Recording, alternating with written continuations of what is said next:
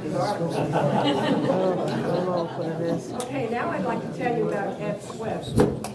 He actually came to Sports Illustrated as a staff writer in 1978. Although he has covered a variety of sports, he's best known for his coverage of winter sports, which includes the 1980 U.S. Olympic hockey team, which was the Miracle on Ice. While earning his BA in English from Princeton University, he played varsity hockey from 1970 to 1973 and was named captain in his last season. After graduation, he went to work as a general assignment reporter for MTN News in Billings, Montana. In 1977, he became editor of Hockey Magazine, where he worked for 1 year before joining Sports Illustrated.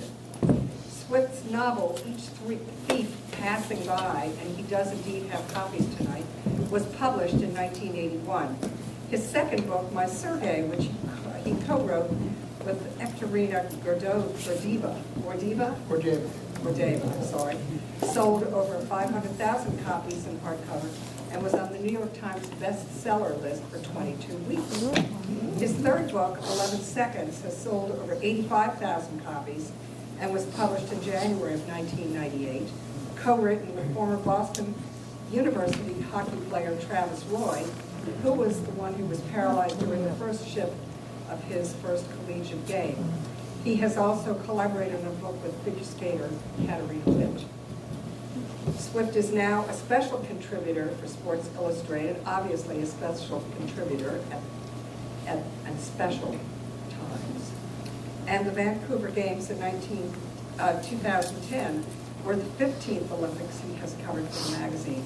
He is a native of Chicago. He lives in Carlisle, Massachusetts, and we'd like to welcome him tonight.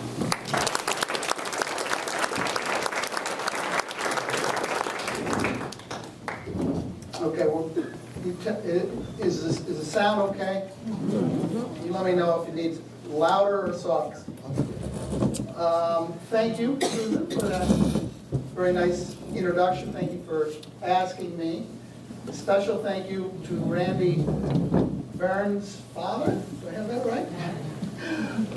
Who is the Winchester Town Hall archivist, I guess.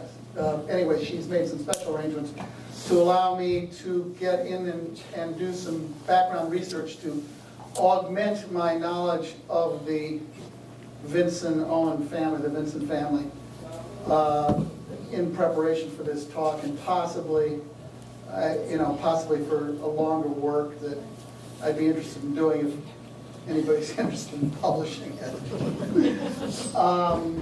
And I'm a little intimidated here tonight because some of you did know Maribel and Laurence and little Maribel, and I, of course, did not. So all I can tell you is that I am a big fan, and I'm doing my best to know them as well as I possibly can in preparation for possibly writing a book on it. And so feel free to share any memories and corrections that you may have after this talk, and we'll have a few minutes for questions. So, Maribel Vinson Owen, who was she? Why is she important? Why is she still relevant? Well, on the face of it, she was a 9-time singles champion, single skater of the U.S., and a 6-time Paris champion. That's 15 national senior titles in all. She helped, when she was skating in the 20s and 30s, she helped popularize skating in America.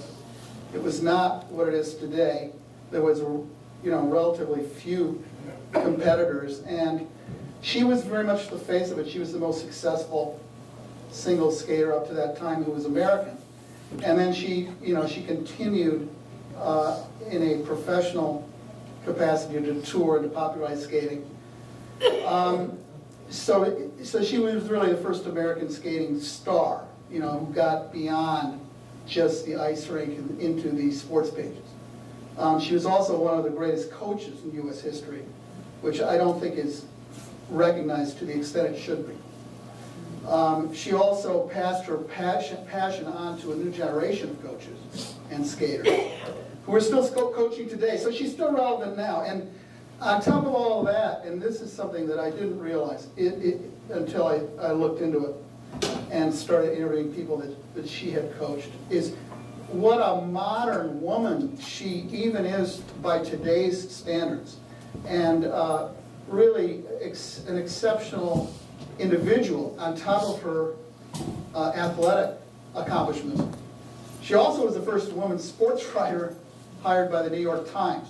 So this was really a wildly accomplished Renaissance woman who was true to herself. And when you talk to the people today that she coached and who were influenced by her, she's one of those people that is one of the most important people in a number of successful people's lives. And they still, tear up. They still remember everything. She was a very memorable woman in, both positive and she was not flawless. She had great. She was sort of a woman of extremes in many regards. But I find her fascinating. Well, where did she come from? She right here in Winchester, of course. But her father was Thomas Vincent. He was a lawyer. He was a state representative. He was a gentleman farmer, and he was a skater. He came himself from a long line of Bostonians or Massachusetts residents. In one of the articles that I found, they refer to him as being as related to somebody who was in the Boston Tea Party. Okay, so we're talking old Boston. And that, as you know, old Boston, you don't get older than that. There's a security there. And this is sort of important, I think, because it gave Maribel her security. Because even though they didn't have a lot of money, they were sort of like land poor, I guess, they came from the stock that sort of belonged and had a very secure sense of their place in the world and their place in Boston society.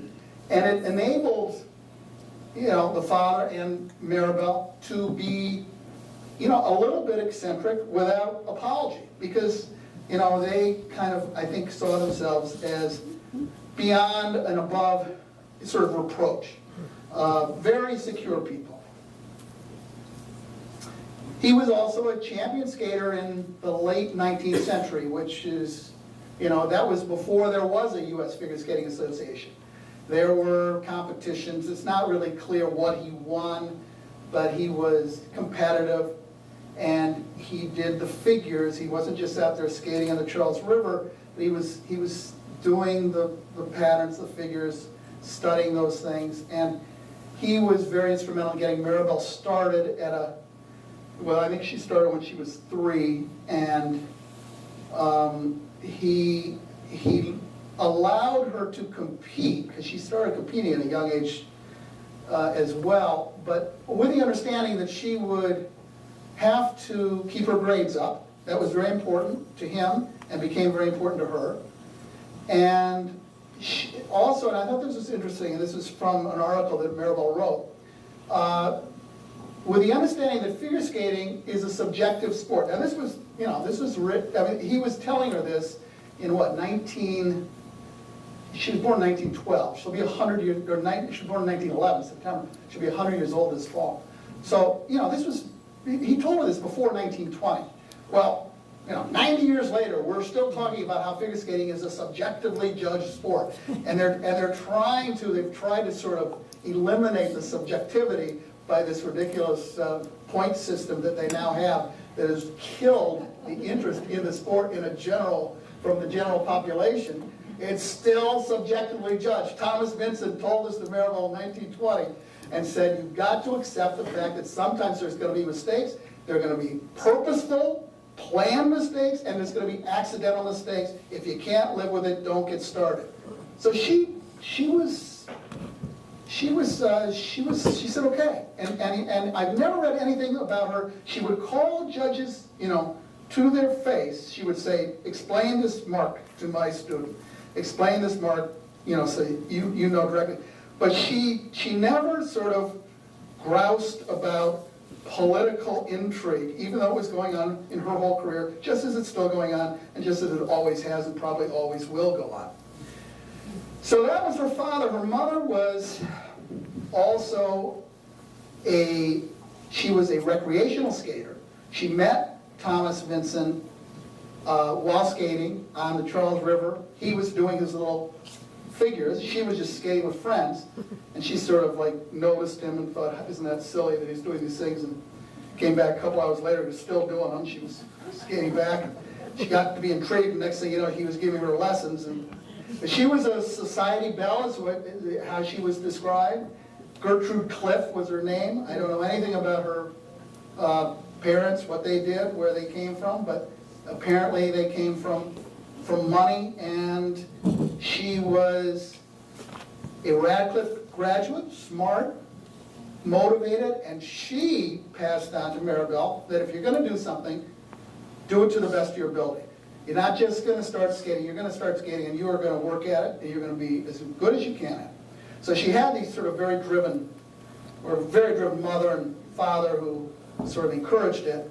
And so Maribel started at 3 at the Cambridge Skating Club, and then she was homeschooled. This was interesting. I don't know what was going on in the rest of the town, but she was homeschooled until she was 9 years old. And then she went to the girls' Latin school in Boston, and she would take a streetcar in. She'd get up at 5 a.m. At 9, 10 years old, she would get on the streetcar, take it into Boston, be at the Boston Arena by 7:30, and would practice for an hour. She actually be there by 7. She'd practice for an hour and a half. By 8:30, she'd then go to class. Classes started at 9 o'clock. She'd take her classes, then she'd go back, practice some more, and then take the streetcar home for dinner. And she did that between the ages of 10 and 16 when she went off to Radcliffe. So that, I mean, there weren't a lot of kids doing this at that time. She was not like, doing it with her buddies. So this was a very, sort of a unique lifestyle at that point. And it showed. She got the Skating Club of Boston hired, at that time they were based in the Boston Arena, and they hired boy wonder of Berlin, who was Willy Frick, and he came and he taught the European style of skating, which was a more fluid, a more balletic style than the American style of skating, which was sort of stiff and square-shouldered and whatnot. And Maribel, from a young age, was taking from this progressive teacher, progressive by American standards, and so she won the National Junior Championship at 12. She was the youngest competitor of 13 competitors, and she won her first junior championship. And then at 14, she was already 3rd in the U.S. Behind two of the great names in women's skating back then, Beatrice Lofgren, how do you pronounce that? Lofgren. Beatrice Lofgren, and Teresa Weld Blanchard, who was from Boston. And then Maribel was 3rd at 15. And by being 3rd in 1927, she qualified for the 1928 Olympics, which were in San Moritz. And she was 16 at the time of the Olympics and came in 4th behind Sonia Henne, Fritzi Berger,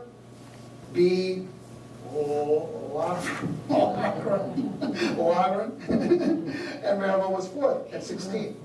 And the World Championships were held in London that year, and she went to the Worlds right after the Olympics. At that time, the Worlds were right after the Olympics, and then the U.S. Championships were after both of them.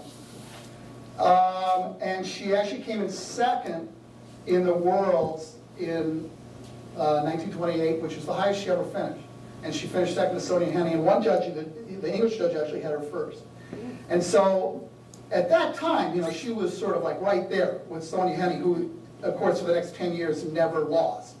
And so as a result, Maribel never won a world championship or an Olympic, but she was, as a young girl, at 16 years old, she was right there. Again, this is sort of getting to her self-confidence that she carried on through life.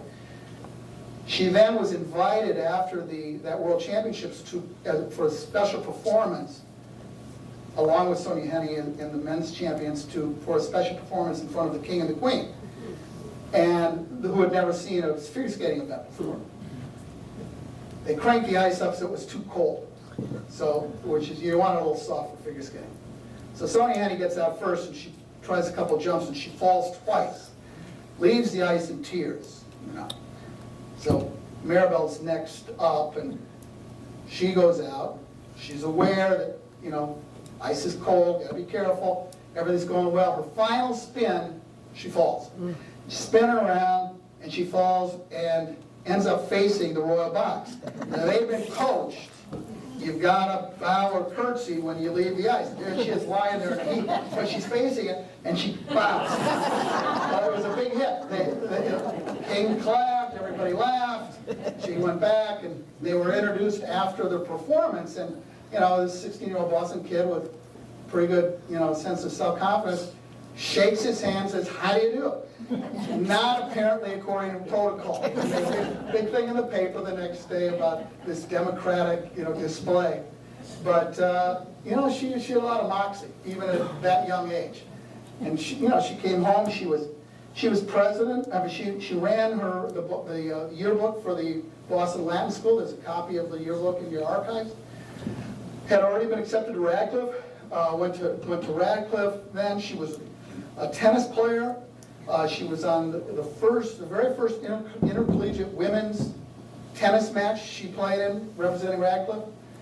She was a crew sculler, and she rode horses. She was very athletic. She was a bright jock, which, you know, I think at the time was pretty unusual for a woman to be, you know, a bright jock. And if you see her yearbook picture in the Boston, in the girls' Latin school, she's the only one in the entire class that is wearing a tie.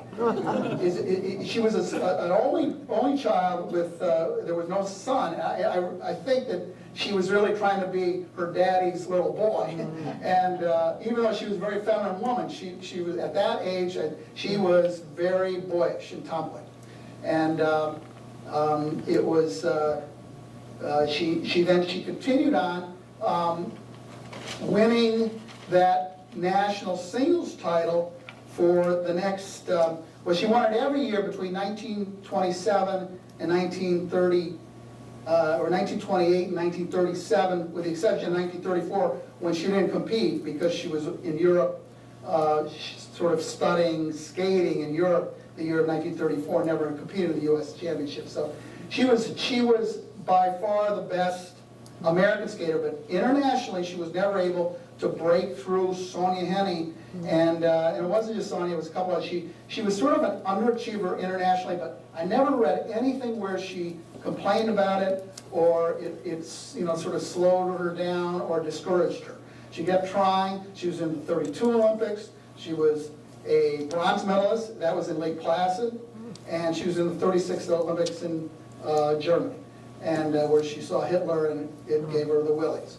But it was, you know, at the time, U.S. skating was just sort of really getting its feet under it as far as publicity goes, because the 1930 World Championships were held in New York for the first time ever. It was in the States, and it was actually the last time it was in the States until 1957. I was really surprised about that.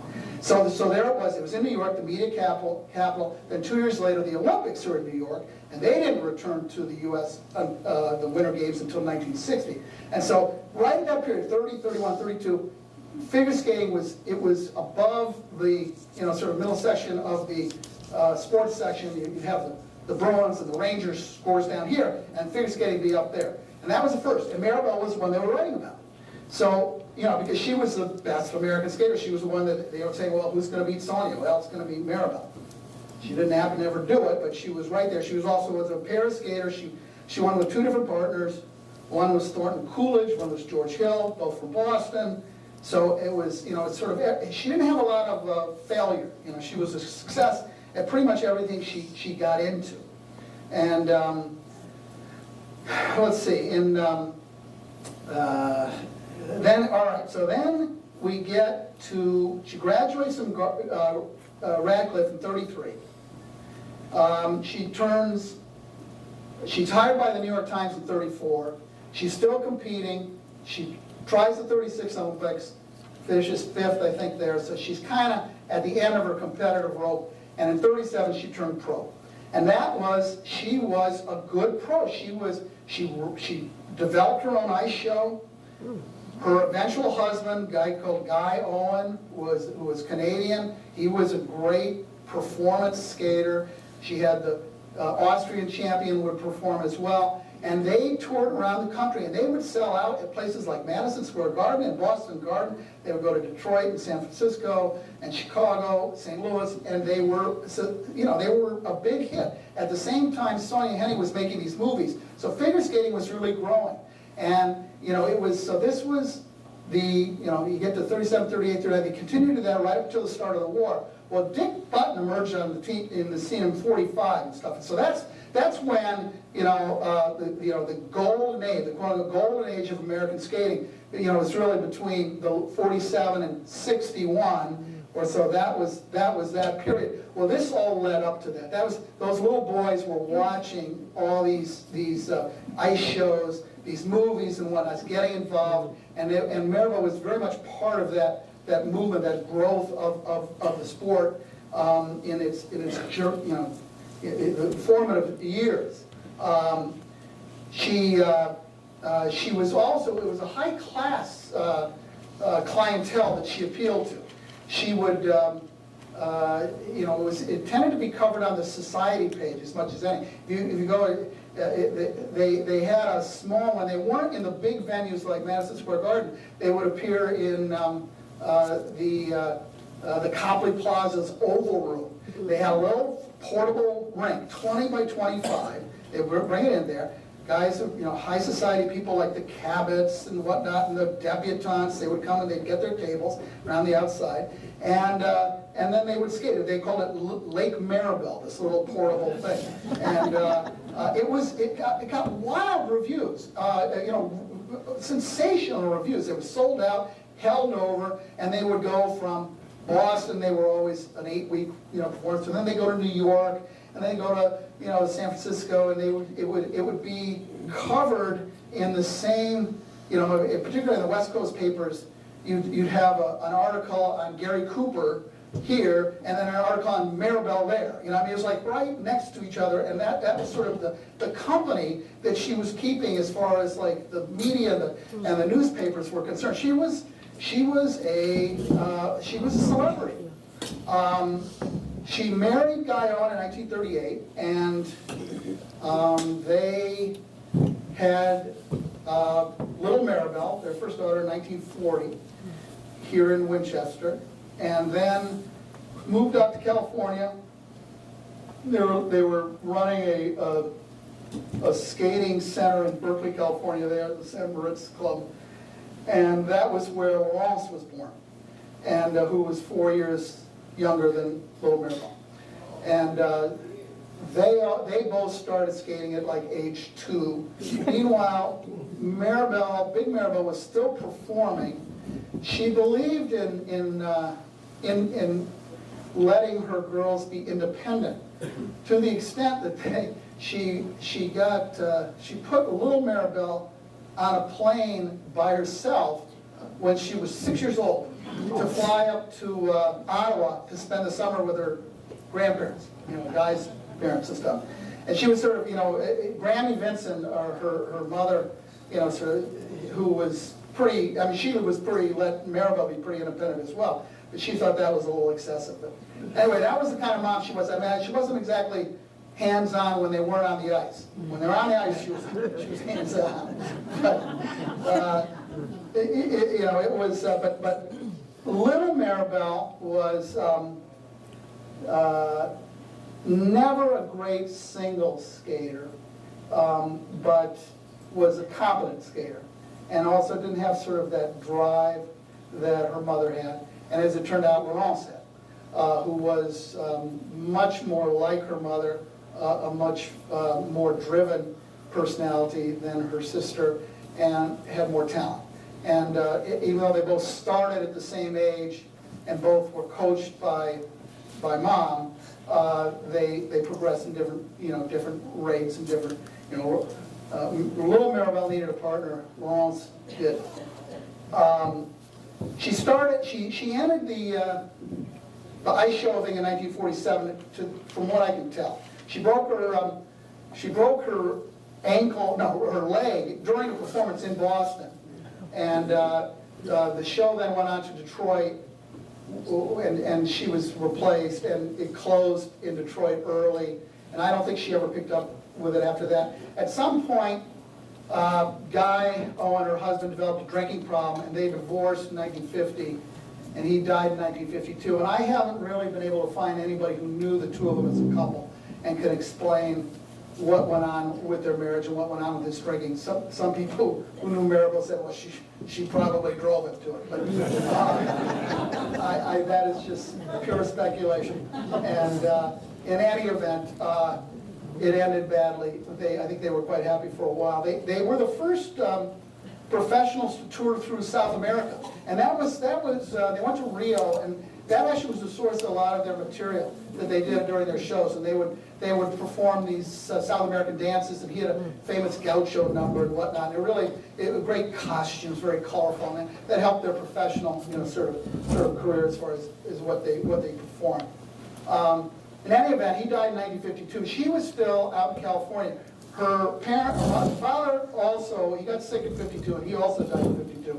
And that was when they started, and this was interesting to me, it's in your archives, but the farm that Thomas Vincent had up on High Street, and their ledgers where it shows him selling bunches of asparagus in 1926 for 35 cents a bunch, and raspberries and peaches and apples and hay and beans and beets. And it was like a Hutchins farm or something. It was like a farm.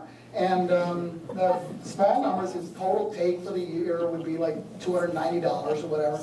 And but that then, as he got older, that obviously he stopped sort of doing that. And anyway, in 52, Maribel started selling off plots of land, which, they're still up there. It's between High Street and Laughlin. It was about 32 acres, and they sold them in 52 and 53 for $2,500 an acre. Wouldn't you like to have that price these days? And that kind of financed their life for a while. I mean, that was that's just selling off little pieces of the property. She then, in about probably late 1953, I'm guessing, because there's a classmate of Laurence's here who said that she was in school with him in that fall term of 53. So I think she came back from California, Maribel did, with the two girls, to live with Grammy Vincent on High Street in the house they grew up in, which was built in 1803, something, Captain Lock House or something. Anyway, they drove back, and the four women moved into the house together. And Maribel started giving lessons, because her performing career was over. She started giving lessons to supplement their income. And she was not a, money was, here's talking to people that knew her, she was not, she didn't really care very much about money. And she had an old wooden sided station wagon, and it was not a clean station wagon, apparently, because on the inside they had mushrooms growing out. They all were very fond of the mushrooms growing out of the woodwork on the interior. And they never, if somebody got in the back, it was like, be careful of the mushrooms. And the car didn't have heat, and it didn't have radio. And she But she kept it, and Grammy Vinson, who was deaf, pretty much deaf, she had an old, I was told 1938, it's got to be close to that, 38 convertible Ford that she drove. This is in the 50s, so I think that was pretty old. Rear suspension gone, and she was not a good driver. And there was, I guess, brick columns that were in front of their driveway, and she kept hitting the brick columns. And one of Maribel's students, Ron Luddington, he told me that like once a year they'd go and they'd have to put the bricks back in the columns that she knocked out during the year. Meanwhile, the car was just one big dent at that time. But they were fine with that. I don't think they had a lot of money to fix it anyway, but they were fine with it. And Maribel started coaching, and she had represented the Skating Club of Boston as a skater. But in 1938, the Skating Club of Boston built where they are today, the big Quonset hut on Soldier Field Road. And she was not hired for that position as the head figure skating coach.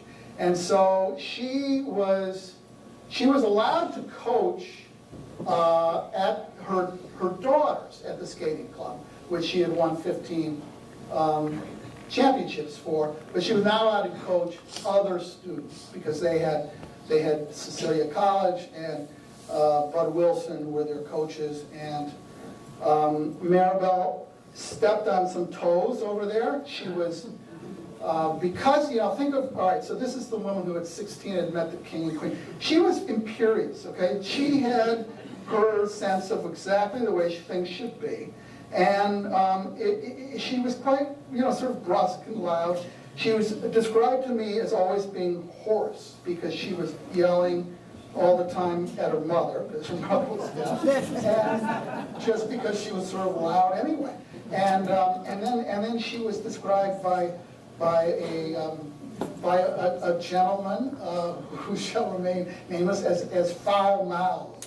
And she was, because she did use language which in 1952 was deemed inappropriate. Her mother, Grammy, would watch them coach, and she would go, after the lesson, she would go, "Maribel, must thou blaspheme?"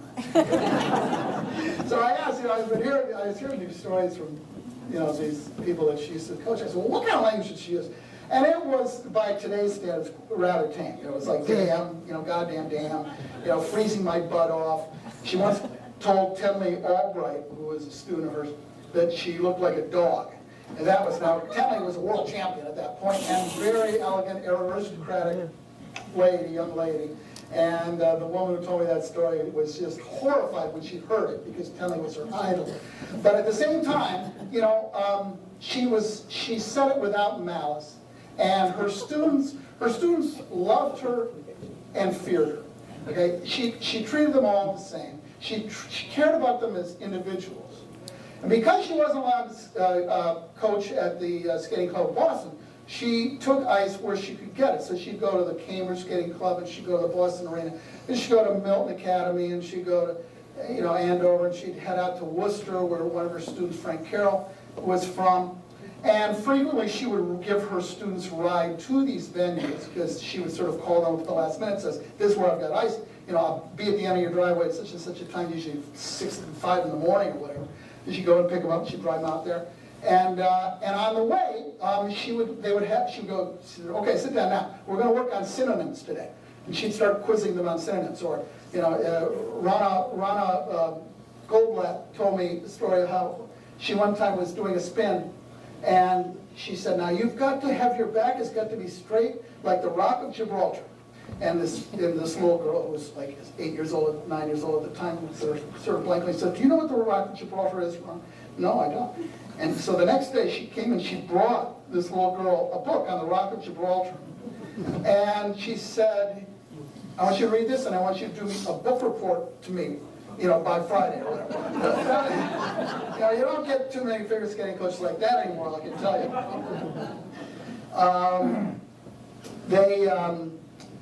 Then she was also, in addition to being, well, I'm going to tell you about Ron Luddington first. Ron Luddington he was a real character. A lot of the stuff I now have gotten from first-person interviews with people that coached that were coached by her. And Ron Ludington, who's in his mid-70s, is one such person. He was a Roxbury kid from the, sort of a poor Irish section of Boston in the 40s or whatever, and he was a roller skating champion. And he won the roller skating title, I think when he was 16, which would have been about 1950, out in Denver. And who was training out in Denver at the time? But Tenley Albright. It was in the summer. She used to go out there to Colorado Springs. And she, for whatever reason, decided, oh, I'm going to go watch this rollerblading title. So, so Ron Ludington, who was doing all these fancy jumps on rollerblades, much the same as you can do on figure skates, but who had never skated before, figure skated before. Now Tenley's watching, she says, well, that's an interesting thing, and she goes home. Ron Ludington comes back and ends up being told by a friend of his, you've got to try this figure skating. You can't believe what you can do on ice skates.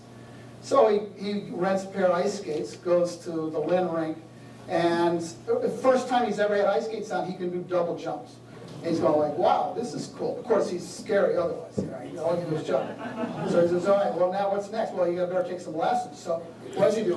He goes right to the skating club of Boston, this hoity-toity, very fancy place. And there comes this Irish kid, who's never been on skates before except for the night before. Shows up at the skating club of Boston. There's Tenley Albright practicing. She kind of looks at him. They kind of meet eyes. Finally, he's watching her. And he knows who she is. She's world champion. And she skates over, and she goes, have I met you before? He goes, I don't think so. She goes, I have. I think I've met you before. He goes, I don't think so. And she goes, you're the roller skater. He goes, yeah. Because I was there, I saw that. You fell like 6 times on your double X's. Yeah, but I tried them or whatever. And so Tenley takes him in, gets him a pair of skates, and he finds out that Maribel Vinson is her coach.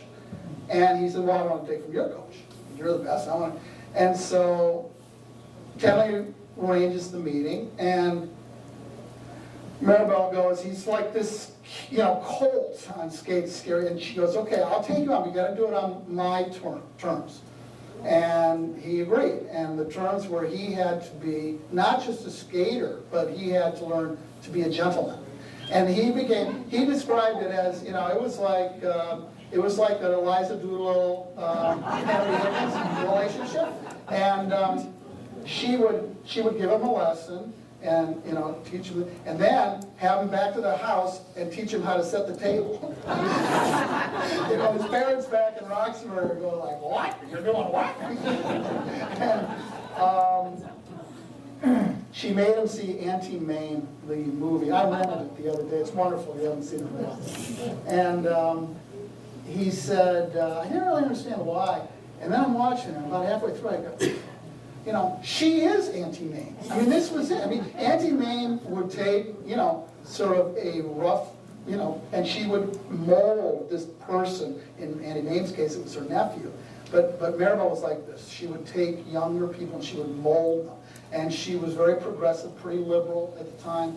And it changed these people's lives forever. And that's why they're so fond of talking about her and remembering her and what they did for her. But she was tough. She sometimes, what you would call, crossed over the line. And with Ludington, who was a bit of a storyteller, so, maybe 15% of this is exaggeration, but I'll take it at face value. He had to pass one of his figure skating tests. And so as a last minute, sort of preparation, Maribel got ice time for them at the Boston Arena. And it was at an ungodly hour, like 2:30 in the morning. And so she's there, in her fur coat. He sleeps through it. And she calls his home like at 2:30 and says, where the hell are you? Wakes up his parents. He didn't live too far away, I guess, so he stumbles down there. And of course, everything he does is wrong. And she's pulling him around by the belt, and he's mumbling, and finally he kind of curses her under his breath. And thinks that she doesn't hear him. But he's, all right, you keep working like that. She then goes to the Boston Arena where they have folding chairs because they set it up for the boxing matches and whatnot. Takes a folding chair, comes up behind him, hits him over the head with a, like as hard as she can with a wooden folding chair. And he collapses, screaming, leaves the ice. She's crying, he's swearing. He comes back to take his test the next day. And there she is sitting in the crowd, she's sitting at the side. She goes, we gotta talk. He's calling, you stay away from me. We gotta talk. And where does she take him for a drink but to Crusher Casey's? Crusher Casey was like a world champion wrestler. His bar was right near the Boston Arena, the south end there. And so she takes her student to Crusher Casey's. They have a couple beers, they talk it out, everything's fine. In 1960, he goes to Squaw Valley, wins a bronze medal, was skating with his wife and with her as the coach. He was very fond of her. He was, Dudley Richards ended up being Little Maribel's Paris partner. Not her first one. Her first one was Chuck Foster, who went on to be the U.S. Figure Skating Association president. But Chuck got out of Harvard. They won a junior championship together and came in third in the seniors. But then Chuck wanted to go make some money, and he moved back to North Dakota. And so Dudley just got out. And Dudley Richards was the guy who he used to room with Teddy Kennedy at Harvard. Very well thought of young guy. Pretty good single skater, not at the level of a national champion, but I think he finished third one year. And then he went to the Army, comes back. Now he's going to focus on pair skating. He gets put together with Little Maribel. And they start doing pretty well. And anyway, he was a good friend of Ludington's. And Ludington and Dudley Richards were having a beer one day, and right before Christmas Eve is what he said. Hard to believe, but he says Christmas Eve. And he says, we got to go over to Maribel's house and put up a Christmas tree for him. So those girls have a Christmas tree. So they go and they buy a Christmas tree, put it on the car, drive out to Winchester, set it up. The girls, decorated, happy, singing carols, everything's great. Fast forward to April, is what he said, April. Having a beer, and Dudley and Ron goes, Luddy goes, we better go take down that tree. That's going to be a fire hazard. Get in the car, drive out to Winchester. He claims, there's the tree, brown, all the leaves, they're down, all the ornaments have fallen on the ground, and they're just lying there. And because Maribel she didn't have time for housekeeping. So I said, well, didn't she have who cooked, wasn't it? They go, oh yeah, they had a cook. They had a cook called Flossie. Well, but Flossie didn't clean. And Ludington goes, here's what I remember about Flossie, is they used to have they always ate in the dining room. And they had a swinging door between the dining room and the kitchen, but didn't have a glass panel, the way some of them do. So you always yelled, you always, coming through when you're coming through. Well, Grammy was deaf. So, Flossie, coming through, wow. Ludington claims that he twice was there when Grammy broke her nose. I'm sure it happened once. That was the house was, it was falling down a little bit. It was sort of like it was just not being kept up. They didn't have money. They didn't have the inclination. What Maribel cared about was culture. She took her kids to shows. She had them study ballet. She had them study music.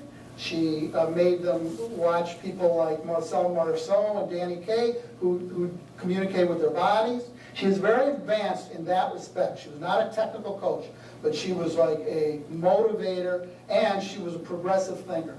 And that certainly is where figure skating went, is the musicality and athleticism combined. At the time, it wasn't quite, it was just Dick Button sort of brought that in. Maribel was right there with them, and she encouraged that. So she cared about her skating, she cared about culture, and she cared about education. And that was pretty much it, you know. I mean, that was what she cared about. And you know, anything that got in the way of that was extraneous. It was loose change. She didn't care. Her daughters then, she had, in addition to Ludington and his wife who won the bronze, she had half the 1960 team. She had Little Maribel and Dudley qualified for that team, and Laurence was 15 years old and qualified for that team. Came in sixth, and I forgot the name of the other. There was a boy that she had 6 of the 12 skaters at Squaw Valley. She also had Tenley Albright, you know, when Tenley was finishing her career. She had Gretchen Merrill, who was a 6-time U.S. champion, who was from Boston, who went out to Berkeley to train under Maribel. She didn't necessarily coach these people all the time, but she worked with them when they were champions. She was a great coach and a memorable coach. Carol Heiss, who won in 1960 and was, you know, one of our great women's champions, she remembers Maribel from 1960 so clearly. She said, "Oh yeah, I'd hear her before I could see her." And one time she turned around and there was no music going during the practices.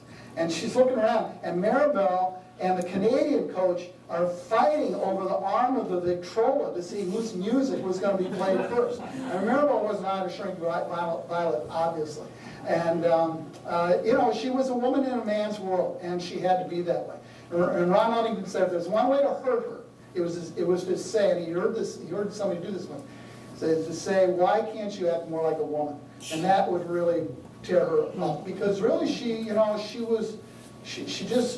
the response. She was a widow. She was taking care of her mother. She was taking care of her daughters, taking care of herself. She had a lot on her plate, and she was not she didn't brook any nonsense. She stood up for the little guy. You know, she coached Mabel Fairbanks, who was one of our first black skaters when she was down in New York. She coached her for free. You know, and she just said to me, "Just don't tell anybody that I'm not charging her for these." She didn't care if anybody knew she's coaching her. Just she wanted to charge other people. And Mabel Fairbanks ended up being. She put together Randy Gardner and Ty Babylonia, who were one of our most successful pairs skaters back in the late 1970s. I mean, what Maribel did had there was a resounding effect to future generations of skaters. She stood up for the Jewish skaters. At the time, it was the skating club of Boston. It was very impossible for a Jewish skater to get into the skating club of Boston in the early 50s. And Maribel got into fights with the skating club board over that. She would stand up. She embarrassed Frank Carroll one time at a dinner, approaching one of the skating board members face to face, saying, "How could you? The girl she was trying to get in was Rona Goldblatt, who was, her mother was good friends with Maribel, and she said, "Look, we just fought a war over this, stuff, and here you are, and you are, being prejudicial over. I don't know how you can live with yourself, etc." Frank Carroll said he wanted to crawl under a table. He was so embarrassed. But looking back at it now, he's completely, he's so proud of it. Frank also was not able to get in the skating club of Boston because his father's a school teacher from Worcester and didn't have the connections and whatnot. And so this was the environment in the early 50s in Boston that she was operating in. She did it without complaint. She just did it, and if somebody got in her way, she just, sort of like, okay, went her own direction. In 1961 was the year that her kids broke through. And little Maribel and Dudley won their first national championship, first and only, it was in Colorado Springs. And Laurence, who was now 16, took over the vacated title from Carol Heiss. Laurence was, she was tall, 5'6", she was willowy, she was elegant, she was a brilliant musician, she was poetic, she was smart, she'd already been accepted at Radcliffe, she was, by all accounts, a very exceptional young girl who would have been she would have just been one of the great adult people in the figure skating and sporting world. I just think she was a very, very exceptional kid. And You can go to YouTube and you can see her winning performance in the 60s. It was the first time that the Nationals had ever been televised. And it was, or televised live in any way. And you know, Dick Button was doing the announcer with Bud Palmer. And you can see Maribel's performance.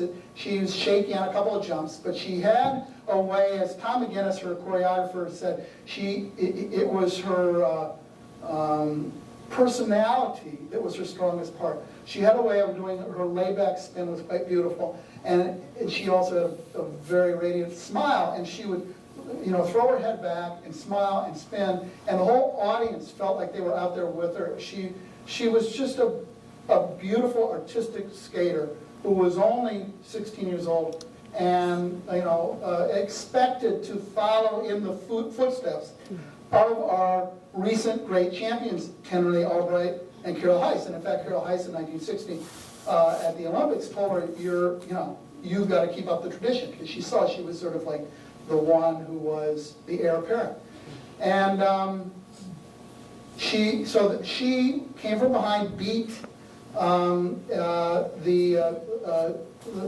girl who was skating out of the Colorado Springs. It was her home club, and had the lead after the figures. And Ross won the long program, so she won her first title the same year. Little Maribel won her first title. Then they went to the North American Championships in Philadelphia, and Ross won there, which was at the time pretty.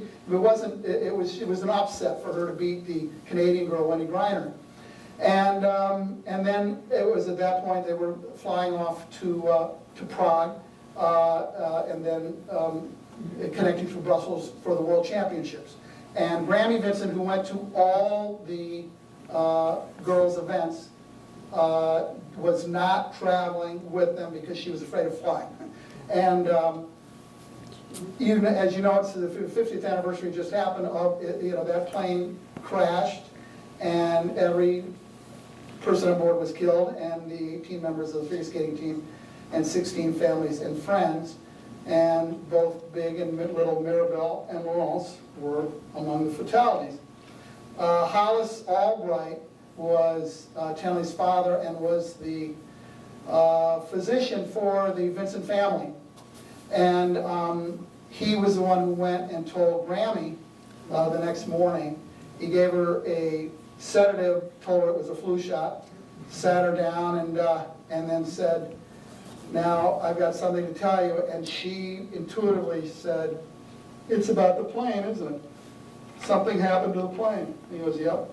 And she goes, "Did they all die?" And he went, "They did."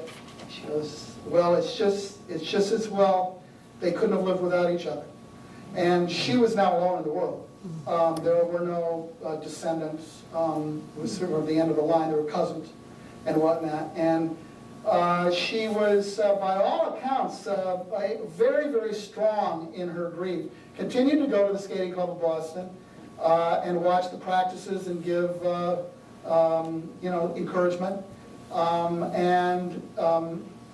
They were building, I think they had just finished building the school that was then named. It was a letter writing campaign immediately after the crash that said, please name this. There was a naming committee, and they suggested in a number of letters, to name it the Vincent Owen School, which of course they did, and I think is the only school in the country that's named after a figure skater. And so, that is, I think that's a wonderful legacy that the town of Winchester has. As far as Maribel's legacy goes, I've mentioned Frank Carroll. Frank Carroll is become you would say, he is the dean of American coaches, and he had Linda Fradiani first, and she was world champion, and many people thought should have been an Olympic champion, but one of those subjective judging incidents got in the way. Then he had Christopher Bowman and Michelle Kwan, and Michelle Kwan ironically ended up tying Maribel with 9 individual senior ladies titles. They're the only 2 that have won 9. Most recently, Evan Lysachuk, who won the 2010 gold medal in Vancouver. And it's the first gold medal that Frank Carroll ever coached, and of course, that was a title that always eluded Maribel as well. So he still cries when you ask him to talk about Maribel. He chokes up, and he remembers things that he told her every time. And what he's now famous for, that he got from her, is that when you skate for Frank Carroll and you start a program in practice, if you fall, you get up and you continue the program. Well, he got that from Maribel, and he does not brook any. If somebody salts or goes off, like you see the Russian skaters all the time, they'll fall and they'll stop their program. He'll kick you off the ice, and that's it. He's known as a disciplinarian. Well, for him, he's nothing like Maribel was, comparatively. So he is still. Ron Waddington is still coaching. He became America's top pairs coach and coached Kitty and Peter Carruthers in 1984 to a silver medal, which is as high as American has ever done in pairs. The Skating Club of Boston, interestingly, after the crash, and it was more than just the Owens. There was Bradley Lord was in that crash as well, and another coach. And it was up until that. I just counted this up.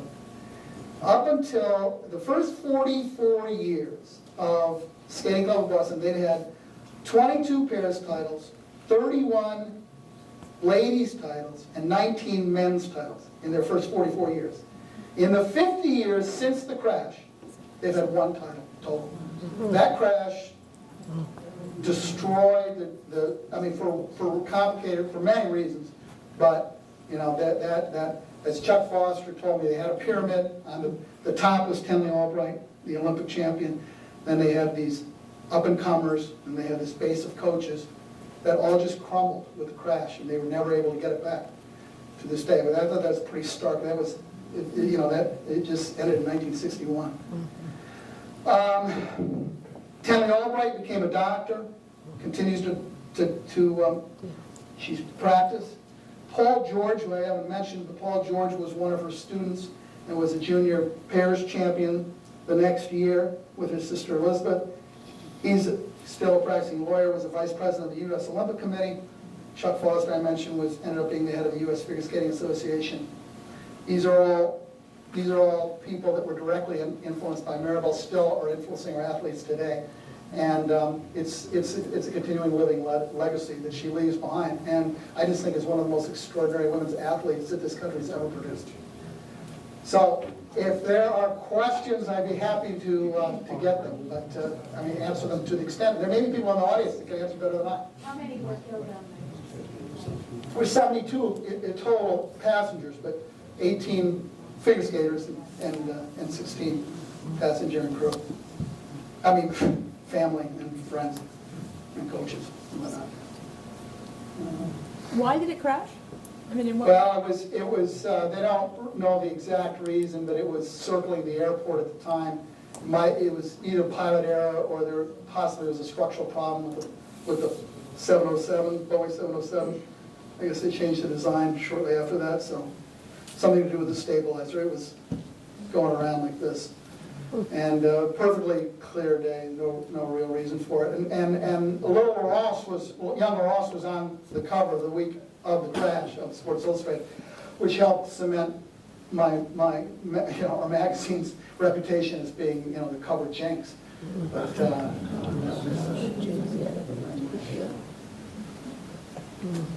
well, thank you for your attention.